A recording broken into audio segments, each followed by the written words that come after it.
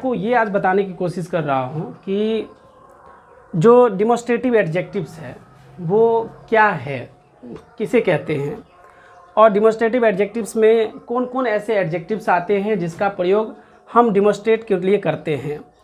तो ये सारे चीज़ हम आपको दिखा देते हैं, अभी सामने में लिखा हुआ है।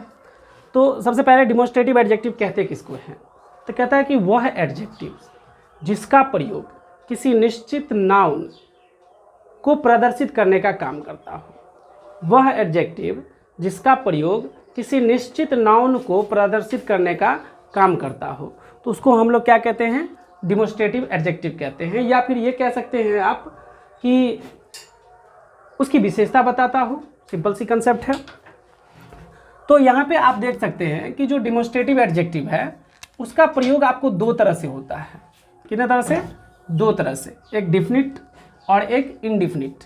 तो यहाँ पे थोड़ा सा आप नज़र देंगे कि डिफिनिट और इनडिफिनिट को समझने से पहले ये देख लीजिए, ये सारे के सारे डिमोस्ट्रेटिव एडजेक्टिव्स हैं, जिसमें क्या क्या है देख लीजिए। दिस है, दैट है, दिज है, दोज है, सच है, सेम है, सम है, एनी है, ए सर्टेन है, अदर है, एनोदर है और एनी अदर है। ये जितने भी सारे एडजेक्टिव हैं यहाँ पे, ये सारे के सारे डिमोस्ट्रेटिव एडजेक्टिव हैं। Clear concept? ये सारे के सारे क्या है, डिमोस्ट्रेटिव एडजेक्टिव्स है। अब यहाँ पे देखना ये है, चूँकि एडजेक्टिव को हम लोग दो भागों में बांटे हैं, तो कौन कौन एडजेक्टिव ऐसे होंगे जो डिफिनिट के कैटेगरी में आएंगे और कौन कौन ऐसे एडजेक्टिव होंगे जो इनडिफिनिट कैटेगरी में आएंगे। तो मैं आपको यहाँ भी थोड़ा सा आपकी कंसेप्ट को क्लियर कर देना चाहता हूँ कि आप यहाँ से देख लीजिए कि this, that, these, those, such and same जो एडजेक्टिव्स हैं यहाँ पे, इसका प्रयोग हम लोग डिफिनिट के रूप में करते हैं। दिस, दैट, दिज, दोज, सच और सेम का प्रयोग हम लोग क्या करते हैं, डिफिनिट के साथ करते हैं। और इनडिफिनिट के लिए जो है हम लोग some, any, a certain, certain, other, any, यहाँ पे एनोदर होगा, देख लीजिए। ठीक है, चलिए अब यहाँ पे देख लीजिए, आपने दोनों पार्ट्स को अलग अलग देख लिया कि ये जो है इसका जो यूज होगा सो डिफिनिट के लिए होगा और इसका जो यूज होगा सो इनडिफिनिट के लिए होगा। अब हम आपको जो इनडिफिनिट का यूज है इसकी जो पढ़ाई होगी आपको डिमोस्ट्रेटिव के पार्ट्स 2 में होगा। और अभी हम आपको डिफिनिट एडजेक्टिव के बारे में सारी बातें बताएंगे कि डिफिनिट एडजेक्टिव में क्या क्या होगा और कैसे क्या होगी। तो डिफिनिट में आपको मैंने एक बार फिर से बता दिया कि this, that, these, those, such and same आपका डिफिनिट डिमोस्ट्रेटिव एडजेक्टिव्स होंगे। इसका यूज यहाँ पे देख लीजिए, जैसे दिस है तो दिस बॉय हो गया यहाँ पे। और एक चीज़ यहाँ पे समझने वाली बात क्या है, सो देख लीजिए कि दिस और डैट का जो यूज होता है वो सिंगुलर नाउन को प्रदर्शित करने के लिए होता है। दिज और दोज का जो यूज होता है सो प्लुरल नाउन को प्रदर्शित करने के लिए होता है। और सच और सेम जो होता है सो सिंगुलर, प्लुरल और अनकाउंटेबल तीनों के लिए प्रदर्शित करने के लिए यूज करते हैं।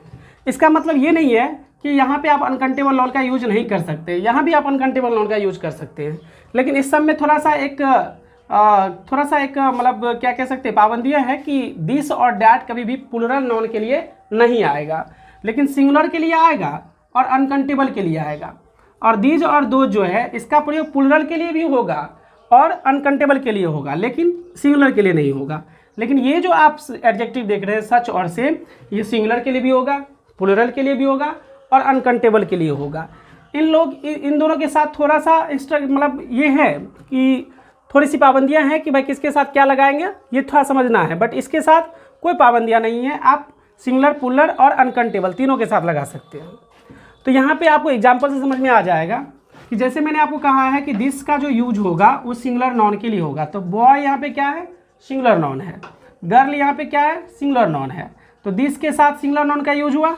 उसके बाद देखिए डैट के लिए भी मैंने आपको कहा कि आप सिंगुलर नाउन कर ही सकते हैं और साथ ही साथ अनकाउंटेबल नाउन का भी यूज कर सकते हैं। तो डैट का यूज आप देख रहे हैं, हॉर्स सिंगुलर नाउन के लिए यूज हुआ है, लेकिन यहाँ पे जो है मिल्क अनकाउंटेबल नाउन के लिए यूज हुआ है। और दीज और दोज का जो यूज होता है सो प्लुरल और अनकाउंटेबल दोनों के लिए हो सकता है। तो यहाँ पे देख लीजिए दीज बुक्स हो गया और दोज स्टूडेंट्स हो गया। तो यहाँ पे भी ये क्लियर हो रहा होगा कंसेप्ट। और यहाँ पे सच और सेम के बारे में देखिए कि सच ए पिक्चर, तो यहाँ सिंगुलर नाउन है, सच स्टूडेंट्स प्लूरल नाउन है और सच मिल्क अनकाउंटेबल नाउन है। तो यहाँ से ये पता चल रहा होगा कि सच जो एडजेक्टिव है ये अपने बाद सिंगुलर, प्लूरल एंड अनकाउंटेबल तीनों तरह के नाउन को लेते हैं। इसके बाद यहाँ पे देख लीजिए कि the same boy, the same ball and the same pen, ये अपने बाद सिंगुलर नाउन लिया है और एग्जाम्पल और भी बढ़ाया जा सकता है। उसके बाद आपको प्लूरल लिया जा सकता है, फिर आपको क्या कहते हैं अनकाउंटेबल नाउन लिया जा सकता है। तो चीज़ें आपको समझ में आ गया होगा कि जो डिमोस्ट्रेटिव एडजेक्टिव्स है उसके इतने सारे शब्द हैं, this, that, this, those, such, same, some, any, a certain, certain, other, another, any other, ये सारे शब्द हैं। इन सारे शब्द को दो भागों में बांटा गया है, डिफिनिट और इनडिफिनिट।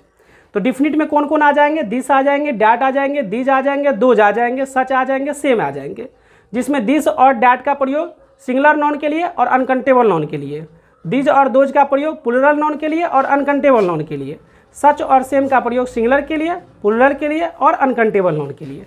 और ये सारे एग्जाम्पल आपको यहाँ पे दिख रहा होगा। इसके अलावा यदि आपको थोड़ी सी समझने में दिक्कत हुआ हो या किसी प्रकार की क्वेश्चन हो तो आप हमारे कमेंट बॉक्स में कमेंट डाल सकते हैं, ताकि मैं आपकी जो प्रॉब्लम है उसको मैं क्लियर करने की कोशिश करूँगा। तो मुझे लगता है कि आपको वीडियो अच्छा लगा होगा। अगर आपको वीडियो अच्छा लग रहा है तो आप लाइक, शेयर एंड सब्सक्राइब जरूर कीजिए, ताकि हमें आपकी इस रिस्पॉन्स से मोटिवेट मिल सके और डेफिनेटली मैं आपको अच्छा से अच्छा कंसेप्ट लेकर आपके बीच आऊँगा। जय भारत।